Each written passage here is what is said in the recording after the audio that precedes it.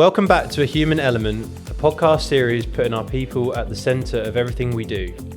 Throughout this series, we'll meet fascinating individuals involved in transformation journeys and driving high-performing teams. We'll explore how they motivate and engage both themselves and those around them, focusing on well-being and resilience. We live in a world of constant change with rapidly evolving technology, and we're always striving to do more with less. A Human Element will slow things down, reduce the noise, and talk openly about the challenges we're all facing. A community that places our people at the centre of everything we do. Today I'm joined by Matt Hughes, a global resilience expert, founder of Ripen Psychology, and now part of the Transformation Group, heading up all things people and performance related. He's worked across 30 countries, helping people and organisations navigate complexity and build resilience. Hello, welcome back to A Human Element. Today, joined by Matt Hughes, one of us here in the Transformation Group. Known each other for quite a long time through Hughes's resilience business, Ripen. Interesting journey for you personally. You've been in sales roles, you've been in, I guess, like analyst roles. You've come from an accounting background. Yep. You're now obviously promoting resilience, and you've grown your own business based on resilience. It's obviously a real passion of yours. So keen to tap into that topic today. Sure. So today's the word of today's episode is resilience. Yep. Couldn't think of anyone better to talk about resilience, given the background. Thanks, obviously, a long intro there, but welcome. Thanks. Good to chat today. Yeah, good to be here. I guess just to kick off, where does the passion for resilience come from? Yeah, I don't know if passion is the right word or the word that I use. I think like most people, I've learned that resilience is just a fact of life. You know, Life doesn't actually get any easier. We just have to get more resilient. And, you know, you mentioned I've got quite a diverse career, and my journey that led me to specialise in resilience and studying it in psychology and whatnot was, you know, I like most people, I had a fairly difficult childhood. You know, both an advantage and a disadvantage, as I grew up in a working class background in the southeast of England. I guess the disadvantage of that was my childhood was kind of was wrought with financial insecurity and danger. You know, my parents separated when I was young. And these were things that you might say, well, actually, that's quite tough. I was pretty much fended for myself from the age of 17, living alone and all that sort of stuff. But the advantage of that was actually I learned that life can be a bit difficult, you know, and it's not easy. And so from a young age, I went through some stuff, and I'd been through some stuff in my life up until 2011. I thought I was resilient. I thought I was a resilient one. You know, I overcome a difficult childhood, built a successful career, working for organisations across 3 continents, emigrated to Australia, you know, started a family. These were all things that I thought made me resilient. And then a series of personal setbacks combined to highlight I wasn't as resilient as I thought. I lost a very close loved one to cancer. I had my job in Australia offshored overseas. I had a relationship breakdown, and I also had a physical injury, all in the same period of time. Wow. And I kind of realised that my resilience was built like a bit of a deck of cards, you know, kind of life threw some curveballs at me and I wasn't ready for it. So for me, resilience became just something I had to figure out to get through all of that. And so, like I said, I went back to school, retrained in psychology, left a successful career in accounting and corporate finance. Didn't really know what I was going to do with it. And then the stars aligned. I got asked to do some consulting work, applying my psychology training. And that was many years ago. In 2016, I founded Ripen and have been fortunate to have worked with organisations in over 30 countries, multiple languages, over 2,500 teams across the globe. Have been through Ripen's resilience training. Yeah, it's amazing. Yeah, it's so like over 30 countries, isn't it? Yeah, exactly right. Over 30 countries. So it's been an interesting journey, and it's kind of like you look back. Something Steve Jobs said this: only when you look back you can kind of connect the dots, and it all makes sense. And so it kind of makes sense now. So that's it. And now I guess I just really enjoy helping other people unlock their resilience. Yeah. And I guess I suppose it poses the question, like, do you ever really know how resilient you are? Because it's almost like something that you're always stretching. It's like a muscle you're always pushing harder and harder. And, obviously it's quite topical at the moment. There's a lot of, I guess, conjecture around like doing hard things and people really stretching themselves to the max and, running the length of or the width of Australia and, doing things that many people would find unfathomable. Totally. A couple of friends of mine did a 100-kilometer trail run through the Blue Mountains the other week, and you're like, that is resilience and that's grit, and that's your legs will take you so far, but your mind will take you even further. And I imagine their minds went to weird and wonderful places during that trail run. I'm sure their training got them ready for it. And that's the point, isn't it? That actually we need training to get through tough times. And often a lot of people have not been trained in resilience. A lot of people have not been trained to unlock that potential. It's like the University of Life. The University of Life, exactly. And so, I see this with my children. I thought I was resilient, and then I had 3 children. And my resilience is being tested in whole new and wonderful ways every day as a parent. And any parent listening will know what I mean with that. And we've all been children, so we've all been through what that means to manage childhood and all that stuff. It's tough. Probably tougher now. Exactly right. And so at school, I see, and the schools have got better. The education's getting better, what we're teaching children in terms of how to manage themselves. My children learn about emotions, which I never learned at school. My parents definitely didn't, and my grandparents, their parents definitely didn't. So, we at school, they're still mainly learning, they learn the laws of physics, not the laws of the mind. Yeah. They learn to solve mathematical equations, not emotional problems and equations. They learn how to prepare for exams, not prepare for loss and adversity. So, people that have gone through training are generally better at doing something. And we you mentioned people that run these extreme courses and put their bodies through extreme tests. And we look at those people and go, yes, they are incredibly resilient. But just because we're resilient in one situation does not mean we're resilient in all situations. Oh, absolutely. And they may struggle with everyday stuff that you find really easy. And so it's not this thing that you just have and you have it everywhere. No. Yeah. And I guess it also poses the question of, what does the word resilience even mean? Because there's a lot of different kind of definitions and, there's some textbook ones. Some people sort of, I guess, generalize that it's, the ability to bounce back. Like, how do you define resilience in that way? Yeah, it's a really important question. And different people may talk about it in different ways.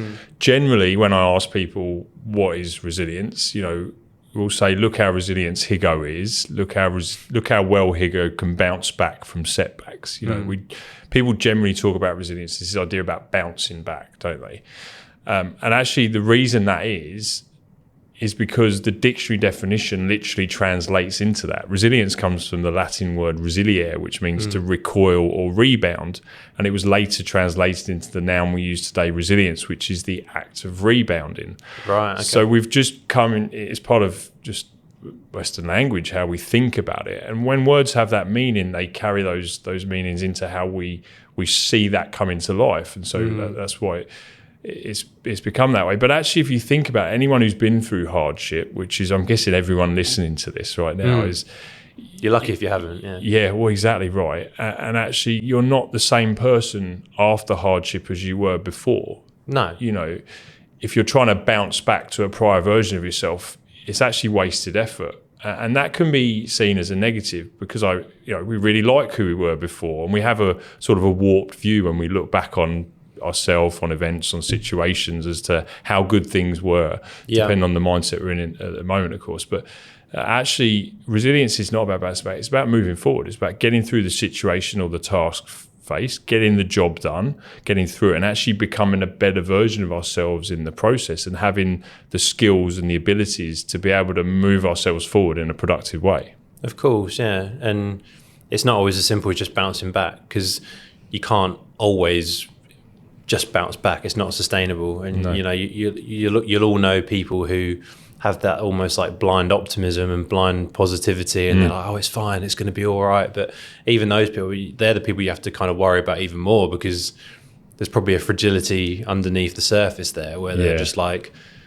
you know, they're almost saying it to themselves as an instant reaction, but their resilience is being chipped away under the surface. And exactly right. So resilience is not about enduring more and more stress. No.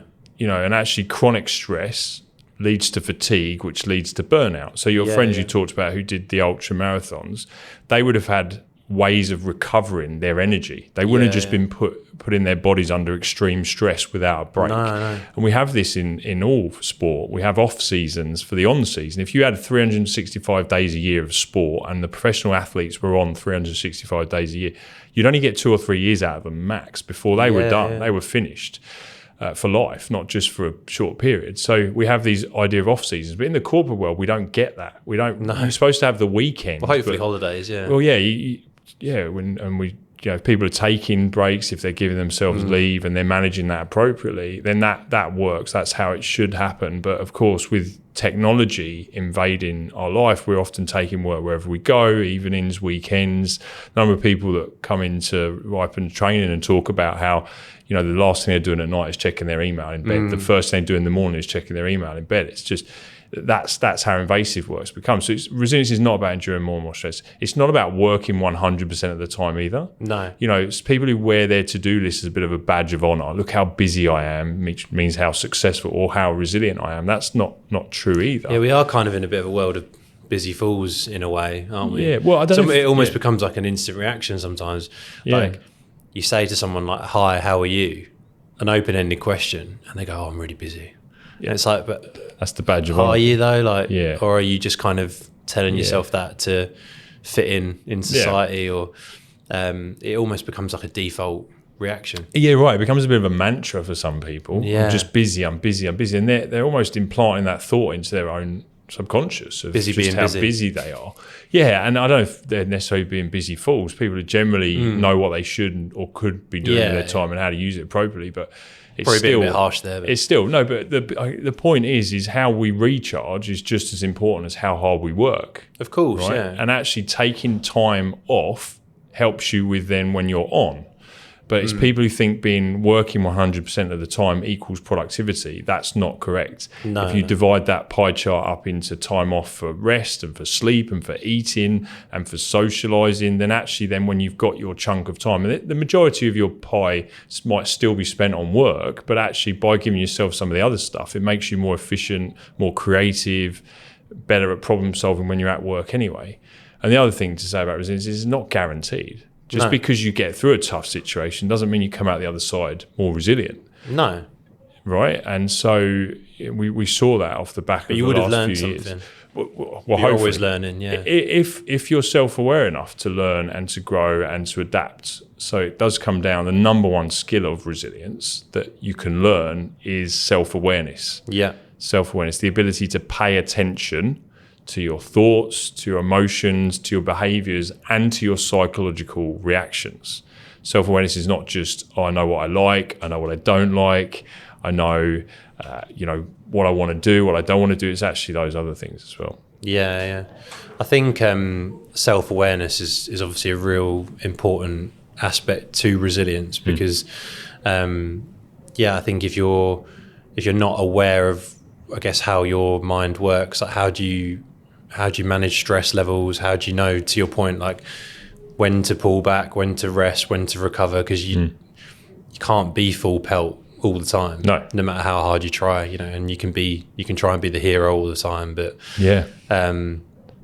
obviously, I think people are becoming more and more aware of that, and you hear a lot more chat around, recovery. I was just chatting to someone just before this about smartwatches, and whilst they can be annoying, buzzing all the time, and more technology that's buzzing at us, you're also fine-tuning where you need to push and pull and manage your time, and it's the same principle in any walk of life, whether you're an athlete or you're just 100%. Whatever you're doing, you need to be aware of where your limits are. Totally right.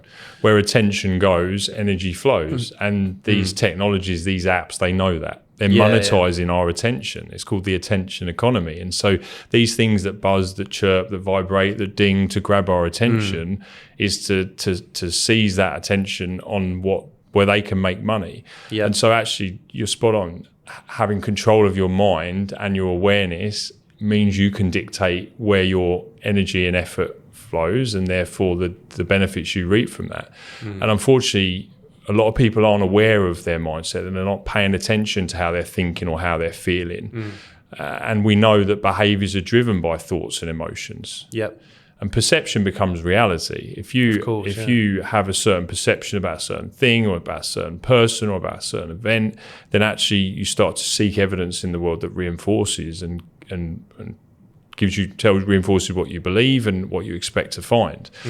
And so actually, you mentioned the elite performers in any domain, sport, workplaces, corporate world, have learned to manage their mindset, to take charge of their mindset. I think it was Einstein who said that the mind is a wonderful servant, but a terrible master. Unfortunately, we've learned to treat our mind as a master. So we let our mind almost dictate for us. So the ability to take charge of that. Mindset is the multiplier to success. Knowledge, skill, process. We all need to have the knowledge, skill, and process to do the jobs or the trade that we do. But that only gets you so far. That's performance. That's kind of the basics of performance: knowledge, skill, process. The multiplier to success, the things that make someone the exceptional performer, is the mindset. Almost the willingness to apply those things consistently, frequently, in the tough times and the easy times. And not a lot of people are necessarily given the tools, or have learned the tools, or are uncovering the tools to really harness the power of their mind. And it's not voodoo stuff. It's not. No. It's actually regulation. It's regulation, and that's the second skill: is self-regulation. The ability to pay attention to your thoughts, emotions, behaviours, and psychological reactions is self-awareness. But the ability to regulate, you've got to be able to do something. Do something with that. So the ability to regulate your thoughts, your emotions, your behaviours, and your physiology in the service of a desired outcome. So your friends who did the ultra marathon, they would have learned self-regulation habits to recharge their energy. So what food do they need to consume? How much fluids they need to take? Not just during the race, but before and even afterwards as well. And there's a lot of self-talk involved, because your body will be telling you, stop doing this. 100%. Like, why are you doing this to me? And your head is saying, I've only got another 46 kilometers or whatever. And it's a battle. Like, it's and that's when I think of resilience. I think of grit. I think of that sort of digging deep. Biting down on the gum shield, to use like a boxing phrase. But that's only one aspect. And you got that is only one aspect. But that's what I always attach with resilience. Like, how much can you deal with without kind of totally there's a theory losing the plot, and there's a strategy in the military. It's called the 60% rule. So it's been proven that when you're putting your body under extreme stress, so doing an ultra run, for example, your body will try and your mind will try and stop you from doing that thing long before you actually will physically hurt yourself. So your body actually tries to stop you when you're at 60% load on your muscles, on your joints, on your ligaments, on your tendons. And so your brain's telling you to stop when you've still got 40% left in the tank.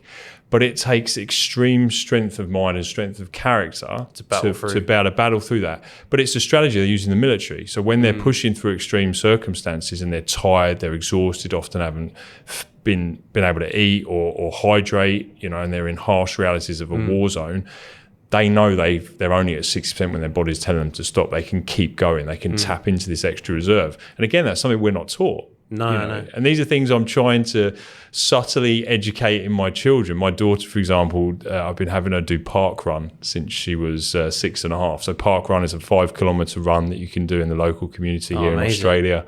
And when she first started, she couldn't run more than 500 metres before she'd cry, "Daddy, I'm tired, my legs are sore." And at 6.5, I wasn't going to push her and say, "Sweetheart, you've still got 40% in the tank." Yeah. But I've slowly been educating her over the last few months that there is more, and just slowly but surely. And she's now part of what they call the 10 Club, where she's run park run 10 times now. Wow. She's 7.5, so it's been about a year, and her personal best for running 5Ks is 33 minutes. Wow. And it's just because I've been sort of slowly educating her on actually how do you manage your thoughts when you're under pressure? How do you manage your emotions? And just helping her to understand there's a bit more in the tank. But not everybody has those skills and tools and awareness to be able to do that. But the key point to note is that resilience isn't just something you're born with or not. There is certain stuff that we're born with that can make us more or less resilient. Certain traits. But there's a lot, if not most of what makes us resilient is actually the learned skills, tools, and environmental kind of stuff. Yeah. And I think sport for anyone, particularly children, you can learn so much from it. 100%. So I think encouraging children into that, that way of living and that way. I mean, obviously living here, it's a no-brainer, right? It's a very outdoorsy lifestyle, and it's easy to get stuck in. The amount of people I speak to. We're obviously recording this on a Monday. The amount of people you chat to and you say, "How was your weekend?" "Oh, I was running kids around different sports." And you only got to go around Sydney and every park is just people playing rugby, cricket, whatever. It's just there's an amazing platform. Absolutely. But it doesn't mean that everyone in Australia is active, because there's still a lot of people that are not. But you're right, we have got the environmental conditions that play a part in enabling people to do that.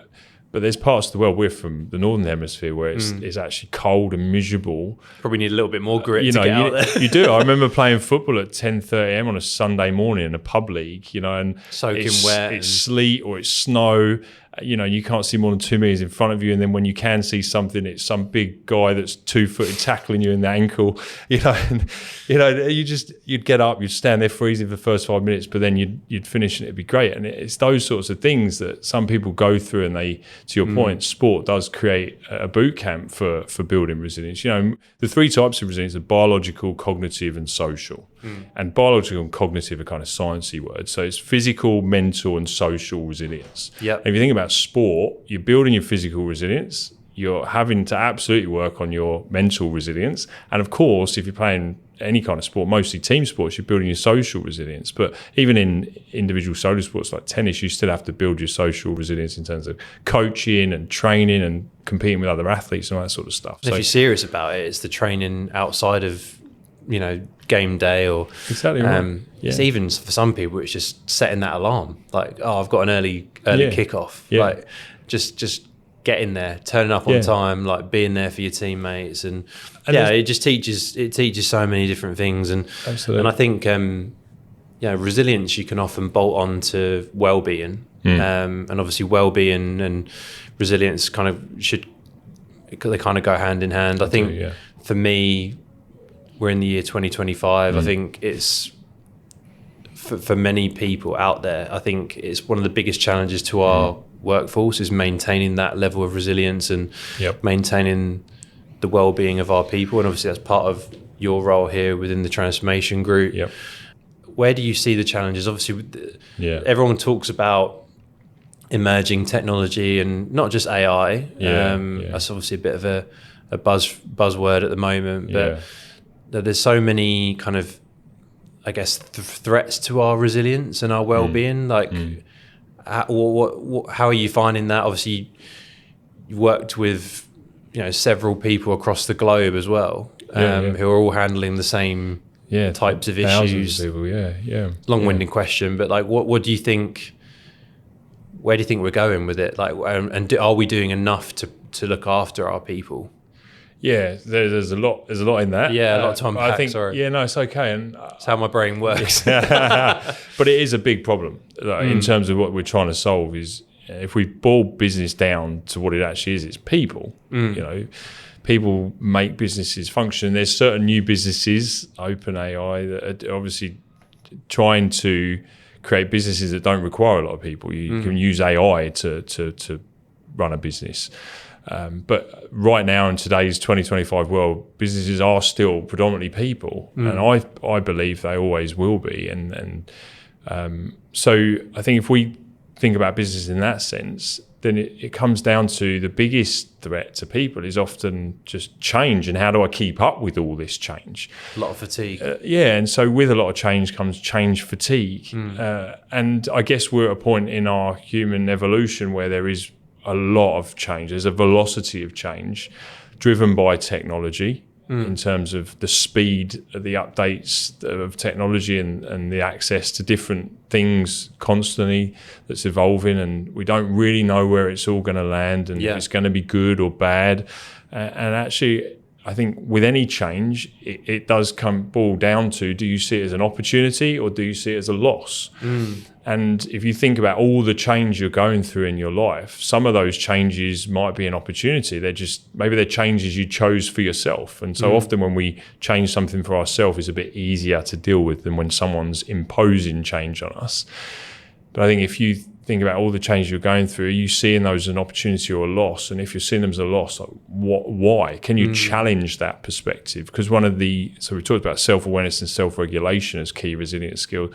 The third critical resilience skill that we can learn is mental agility, which is the ability to look at situations from multiple perspectives and then think creatively and flexibly in our problem solving.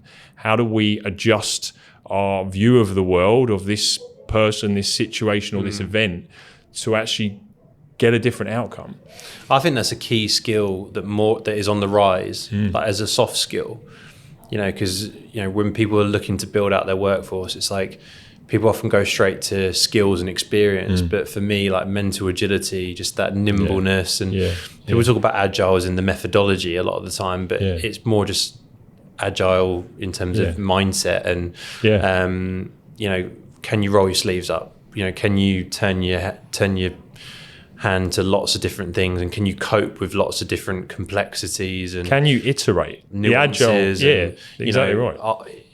To be honest, a lot of the people that will get left behind are the people that are just very closed-minded. This is how I do things. This is how I operate, and one size fits all. We need to be more nimble. So the agile as the methodology is about iteration, and so to that point about resilience, it's about moving forward. It's about constantly iterating. And a big part of that is iterating our own beliefs, our own biases that might be limiting our outcomes. And if you're in a situation where you're feeling stuck, you can't change the situation. All you can do, you're forced to change yourself. So is that you can remove yourself from the situation completely? Is that actually the right approach? Running away from it, is that the best approach? Actually, how can you approach it how can you start to see it differently, think about it differently, and therefore approach it differently?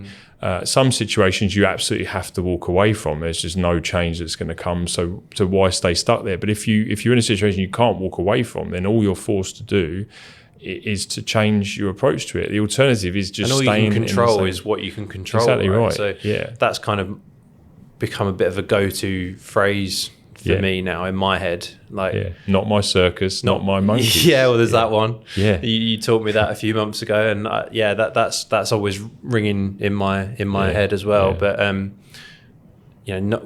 trying not to get too upset about things you can't control. I think that's an important mindset to adopt. And I guess it leads really nicely into my final question, which is more of a personal question. Obviously, we talked in the previous episode with Chris from Allianz about how do you manage your own resilience, and he kind of talked about spending a good week for him will be getting enough gym sessions in, spending enough time with his kids, and finding time to sort of recharge the batteries. Like, from speaking to you look at it at a much more sort of granular level than that. Right.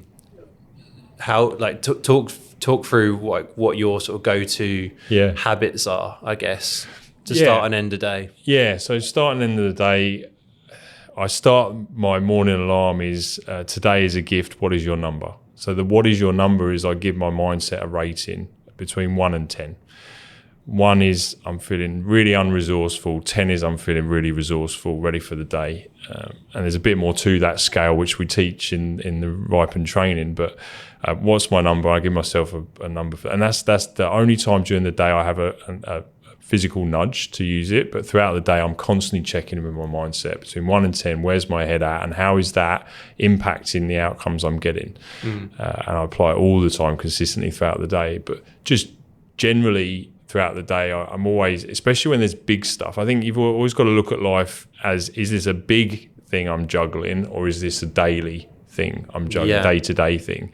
The big stuff, I'm not going to tell anybody what their habits should be, because everybody's different and how they handle the big stuff, things like loss, loss of a loved one or loss of something precious to you, any kind of big change that you're going through in life, a relationship breakdown, anything like that. You find the thing that helps you through it. For me, it's talking to people. For me, it's having a close social network, but also maybe a professional that I talk to work through a big situation I'm facing. But then the day-to-day stuff is, what's the 1 or 2 habits that work for you to be at your best? You mentioned your previous guests, the gym and time with children. Actually more micro than that. What's the 1 or 2 things that if you did those 1 or 2 things throughout the day, then the day would be 10x better than if you didn't do those 1 or 2 things. And we talk about care as kind of this self-care. It feels so like self-care, but the reality is most people don't have time to take care of themselves. But actually, if you change that word care to maintenance, and actually self-maintenance becomes your mantra, then it's an essential. If you don't maintain your car, it's not going to run. If you don't maintain yourself, you're not going to run. You will reach a point where you're going to break down. It's going to, and so what's the self-maintenance you need to do every day, no matter what, as a non-negotiable to be at your best and figure that out? For me, it's the ABCs. And this, I do this: attitude, beliefs, and care. So attitude is, what's my attitude going into this situation? What's my attitude about this event that I'm experiencing? Have I been through this before, etc.? Then I challenge my beliefs. I know that my beliefs are drenched in bias. What am I going in here with a belief about? How can I clarify that to be true or false? And actually, can I come up with a new belief if I need to? And that's the perspective that we talked about. And then the third bit is the care. Like, what have I done to take care of myself? And actually, do I care enough about this thing? So that word care has 2 meanings. Sometimes we can get stuck in the moment of, being really in the moment, and we are actually, if you take a step back and go, is this my circus to worry about? And that's where that mantra comes from. Not my circus, not my monkeys. That's where people have to curb their passion as well. Yeah. Because for me, passion's a key word as well. Yeah. Like you wouldn't, you don't really do anything meaningful unless you've got a passion for it. Is my view.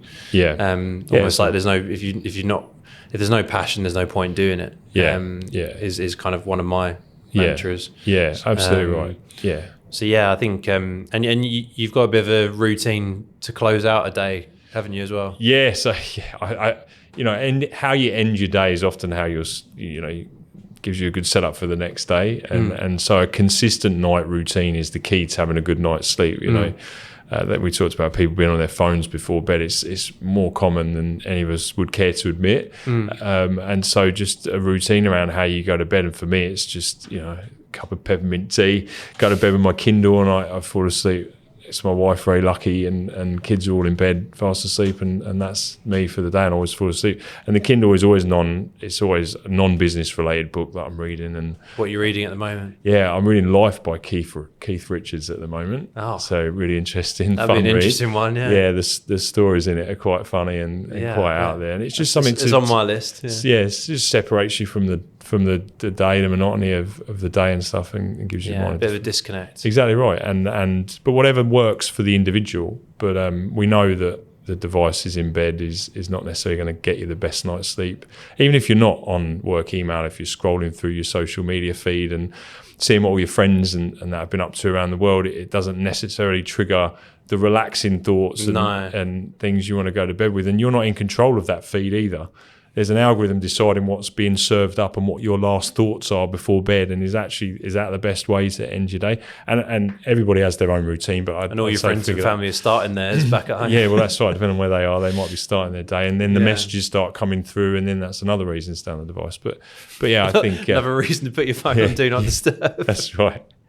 Well, listen, like, we could talk forever about this stuff. I'd be keen to do a follow-up at some point. I'd love to, yeah. Be keen to do like a follow-up on, I guess, how you look at this from a workforce level. You know, Sure. You've obviously done it with several large teams across the globe, as we've discussed. So how do you put practical tools in, not just for individuals, but on scale? So I think that would be a really good conversation as well. But thanks for today. Really great chat, and always very insightful, and I know you talk with a lot of passion, which is great as well. So thanks again. Great to be here. Thanks, Cheers. mate. Thanks for listening to the latest edition of The Human Element with Matt Hughes. As I'm sure you agree, a really insightful conversation there, focusing on the word resilience. Feel free to follow Matt on LinkedIn and also follow the Transformation Group. We're hoping to be putting out more of these episodes, and open, obviously, to ideas from you as to what you'd like to hear about and what you'd like to sort of explore at a deeper level. Probably going to be a follow-up with Matt at some point, talking about sort of how he manages resilience on a workforce level, rather than just on an individual level. But tune in, thanks for listening, and we will speak again soon.